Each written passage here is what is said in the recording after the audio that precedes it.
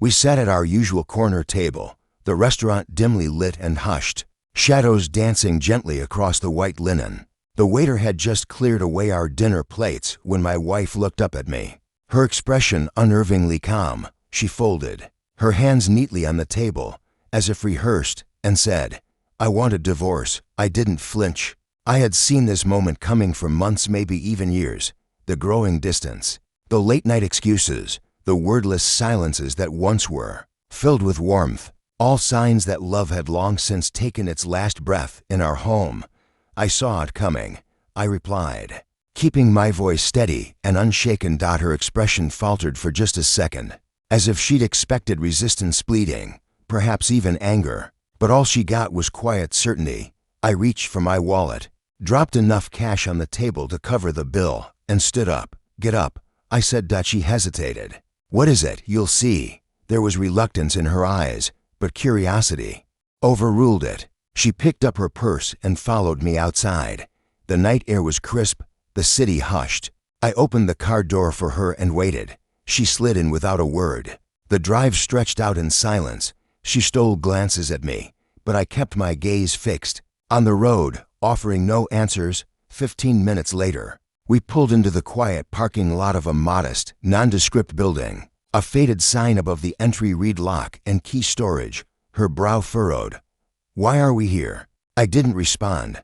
I got out of the car, typed a code into the gate's keypad, and waited as it buzzed open. She followed, uncertain now.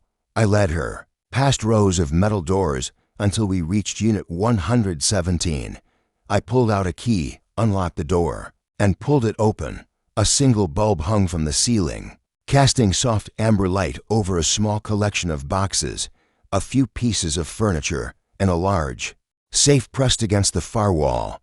"What is all this?" she asked. "This," I said evenly, "is what I've been preparing while you were pulling away from our marriage." She stared, wide-eyed. I walked to the safe, turned the dial, and opened it. Inside were folders, papers, photographs, and hard drives stacked neatly like evidence waiting to be heard. "These are everything you didn't think I knew," I said, handing her the first folder. She opened it slowly, her hands trembling as she flipped through pages of documents, bank statements, private messages, screenshots, receipts for travel she never mentioned. Her face drained of all color. "I know about Ryan," I said quietly, "about the trips, the dinners, the private account you thought I couldn't find. All of it." Her lips parted, but no sound came. She took a step back, shaken. "You were spying on me." "No," I replied calmly. "I was protecting myself.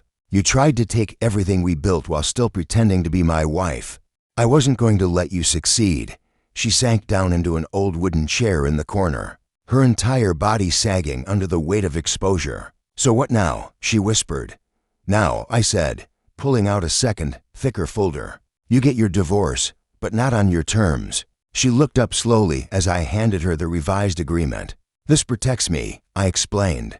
"You'll walk away with what's fair, and nothing more." "You can't do this," she murmured. "I can," I said firmly, "and I will." I stepped closer, my voice still calm, but sharper now. "I gave this marriage everything, my time, my love, my trust, and you handed all of that to someone else." She was crying now, silently, tears streaking her cheeks. "I could have dragged this into court," I said. "Embarrassed you, let your parents read every page, shown your boss the kind of loyalty you give. But I won't." Her head jerked up, startled by my restraint. "Because unlike you," I continued, "I'm not here for revenge. I'm here for closure." She stared at the concrete floor beneath her feet, defeated. I watched her crumble, piece by piece, with no one to blame but herself. "You wanted a divorce?" I asked. "Fine. I've already signed my part. You just need to sign yours. This will all be over in a week." She stood up slowly, said nothing. There was no fire in her eyes anymore, just the dull ache of realization. "I loved you once," I said quietly, "but love doesn't survive betrayal." I locked the storage unit behind us and walked her back to the car. Neither of us spoke on the ride home. The silence no longer felt heavy, it felt final.